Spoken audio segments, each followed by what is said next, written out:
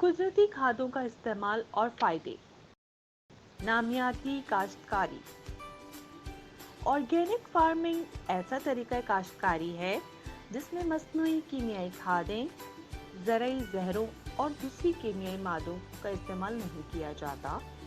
Organic farming में ज़मीन की ज़रख़ीज़ी को बहाल करने के लिए फसलों की अदल बदल, फसलों की बाक़ियात, गोबर की खाद और सब्ज़ खादों का इस्तेमाल किया जाता है। ज़माने हाल में खालिस और उम्दा खुराक के हुसूल के लिए ऑर्गेनिक फार्मिंग का तरीका दुनिया भर में मकबूल होता जा रहा है। कीमियाई काश्तकारी को ऑर्गेनिक फार्मिंग में तब्दील करने के लिए तकरीबन 3 साल का अरसा दरकार होता है।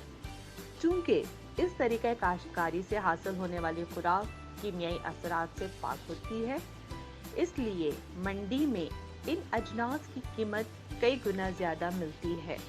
खादें 2 किस्म की होती हैं, देसी या कुदरती खादें, कीमियाई या मस्नूई खादें।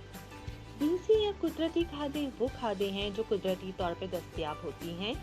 इनमें गोबर की खाद, मुर्गी खानों की खाद, घास या पत्तों की खाद, फसलों की बाकियात और सब्ज़ खाद वगैरह शामिल हैं। जबकि नामियाती मादा ज़मीन का बोझ है जो हैवानों, पौधों या दूसरे जरासीमों और कीड़े मकोड़ों के एहसा गलने सड़ने से ज़मीन में शामिल होते हैं। ज़मीन में नामियाती मादा बढ़ाने का तरीका।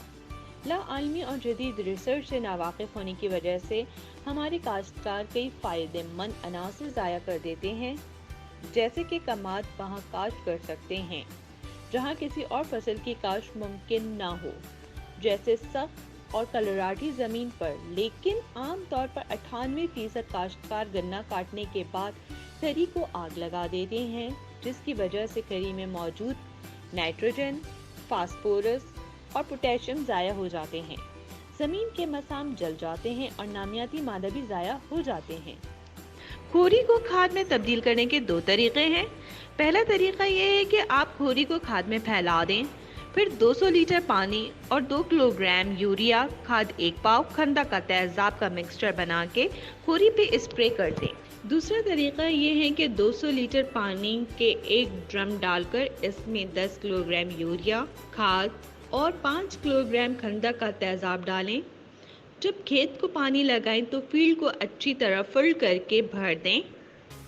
इस तरह ये पूरी गल सड़ कर नामियाती खाद में तब्दील हो जाएगी और पैदावार में इजाफा होगा और खेत में पानी की कमी 30% कम हो जाएगी। ऑर्गेनिक फार्मिंग की मिकदार सबसे कम पाकिस्तान में है।